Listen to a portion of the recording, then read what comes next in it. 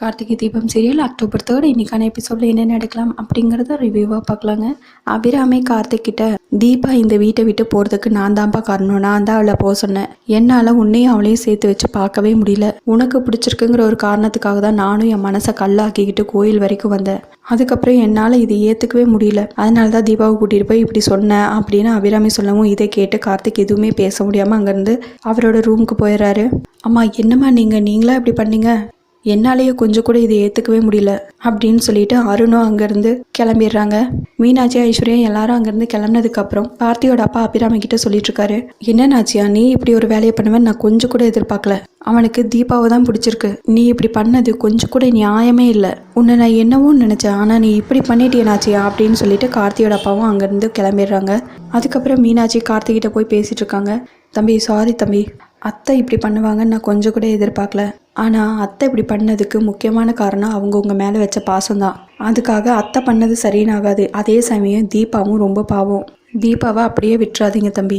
எல்லா அம்மாங்களுக்கும் மூத்த பையன் மேலே தான் பாசம் அதிகமாக இருக்குன்னு சொல்லுவாங்க. ஆனால் அத்தைக்கு உங்கள் மேலே தான் பாசம் அதிகம். அதில் எங்களுக்கு சந்தோஷம்தான். இப்படி நிறைய அட்வைஸ் மீனாட்சி கார்த்திக் பண்ணிட்டு இருக்காங்க.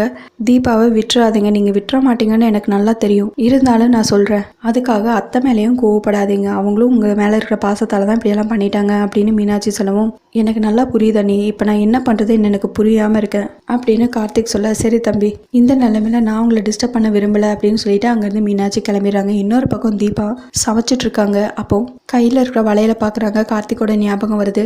பேக்ரவுண்ட் சாங் ஒன்று ஓடிட்டுருக்கு. கார்த்திக் கூட வெளியே போனது, பேசினது, கோயிலுக்கு போனது, இந்த மாதிரி எல்லாத்தையும் யோசிச்சு பார்த்து ரொம்பவே ஃபீல் பண்ணிட்டு இருக்காங்க. அந்த நேரத்தில் வெளியே ஒரு அம்மா பையன்கிட்ட கார்த்திக்னு சொல்லி கூப்பிடுறாங்க. இதை கேட்டு வேகமாக சமையலறையிலேருந்து தீபா ஓடி வந்து வெளியே பார்க்குறாங்க. இதை ஜானகியும் தர்மலிங்கம் 2 பேரும் நோட் பண்ணிடுறாங்க.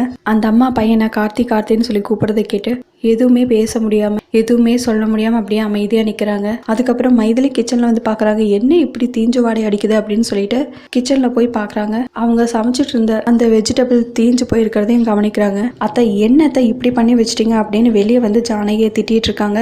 நான் உள்ளேயே போலியம்மா, இவ்வளோ நேரம் தீபா தான் அங்கே இருந்தா அப்படின்னு சொல்ல தீபாவும் கரெக்டாக வந்துடுறாங்க. என்ன தீபா உன்னோட மனசு ஃபுல்லாக கார்த்திக் தம்பியை தேடி தான் இருக்கு, ஆனால் நீயே இங்கே போய் ஏமாத்திட்டு உன்னை ஏமாத்திட்டு இருக்க அப்படின்னு மைதிலி சொல்ல ஜானகியும் எதுவுமே பேச முடியாமல் நிற்கிறாங்க. அதுக்கப்புறம் மைதிலி திட்ட ஆரம்பிச்சதும் உன்னை என்னால் திட்டக்கூட முடியல, உன்னை பார்த்தாலே பாவமாக இருக்கு அப்படின்னு மைதிலி சொல்ல, விடு மைதிலி அவ ஏதோ குழப்பத்தில் இருக்கா அப்படின்னு ஜானகி சொல்லவும் தீபா உடனே கண்ணை காட்டுறாங்க. சரின்னு ஜானகியும் புரிஞ்சுட்டு அப்படியே சைலண்ட் ஆயிடுறாங்க.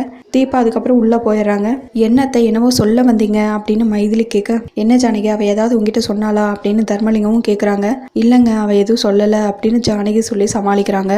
அதுக்கப்புறம் கார்த்திக் அப்பா அருண் 2 பேரும் உட்காந்துட்டு இருக்காங்க. அப்போ கரெக்டாக ஒருத்தர் கொண்டு வந்து இது ஃப்ளைட் டிக்கெட்டு சார் புக் பண்ணியிருந்தாரு அப்படின்னு கார்த்திக் பேரை சொல்லவும் சரின்னு அருணும் போய் வாங்கிட்டு வராங்க. இந்த சவுண்டு கேட்டு அபிராமி வெளியே வந்து என்னப்பா ஃப்ளைட் டிக்கெட் அது இதுன்னு சொல்லிட்டு இருந்தீங்க, என்ன விஷயம் அப்படின்னு சொல்லி கேட்க, ஆமா கார்த்திக் ஃப்ளைட் டிக்கெட் புக் பண்ணியிருக்கான் யூஎஸ்க்கு அப்படின்னு சொல்ல அபிராமி கார்த்திகை கூப்பிட்டு கேட்குறாங்க. ஒன்றும் இல்லைம்மா நான் கொஞ்ச நாள் தனியாக இருக்கணும்னு நினைக்கிறேன், அதனால தான் யூஎஸ் போக பிளான் பண்ணியிருக்கேன் அப்படின்னு கார்த்திக் சொல்ல, என்னப்பா திடீர்னு இப்படி ஒரு முடிவு எடுத்திருக்க அப்படின்னு அபிராமி கேட்க, ஆமாம்மா எனக்கு கொஞ்ச நாள் தனியாக இருக்கணும்னு தோணுது அப்படின்னு கார்த்திக் சொல்ல, ஏன்பா உனக்கு அம்மா மேலே அவ்வளோ கோவமா அப்படின்னு அபிராமி கேட்டுட்டு இருக்காங்க. அப்போ கரெக்டாக இன்னொருத்தர் வராங்க. ஒரு ஃபைலை கொண்டு வந்து கார்த்திக் கையில் கொடுக்குறாங்க. இது என்ன அப்படிங்கிற மாதிரி எல்லாரும் பார்த்துட்டு இருக்காங்க. கார்த்திக் உடனே இதை அருண் கையில் கொடுக்குறாங்க. என்னன்னு பிரிச்சு பாரு அப்படின்னு கார்த்திக் சொல்ல அருணும் அது என்ன நீயே சொல்லிடு அப்படிங்கிறாங்க.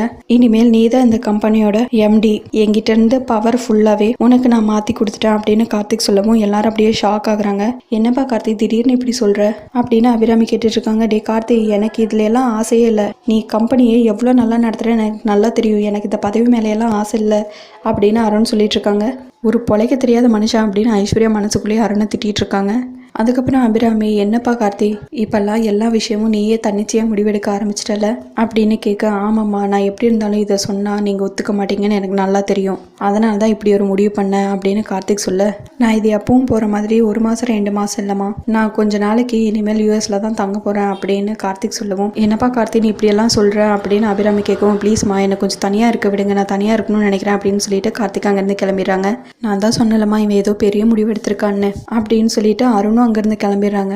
அதுக்கப்புறம் கார்த்திகோட அப்பா நாச்சியா கிட்ட, பாத்தியா நான் தான் பெத்தேன், ஏன் இஷ்டப்படி தான் அவன் இருக்கணும் அப்படின்னு நீ நினச்சல, இப்படி எல்லா விஷயத்துலேயும் மூக்க நுழைச்சா அப்புறம் அவன் என்ன பண்ணுவான், இப்படி தான் பண்ணுவான். அவனுக்கு தீபாவை பிடிச்சிருக்கு, அவன் தீபாவோட வாழணும்னு நினைக்கிறான், ஆனால் அதை வெளிப்படையாக அவங்ககிட்ட சொல்லாமல் சொல்கிறான். தீபாவை அவன் கூட சேர்த்து வச்சிரு அப்படின்னு கார்த்திக் அப்பா சொல்ல அபிராமி அப்படியே யோசிச்சுட்டு இருக்காங்க. அதோட எபிசோடு முடிச்சிருக்காங்க. உங்களுக்கு இந்த வீடியோ பிடிச்சிருந்தா லைக் அண்ட் சப்ஸ்கிரைப் பண்ணி நம்ம சேனலை சப்போர்ட் பண்ணுங்கள். தேங்க்யூ.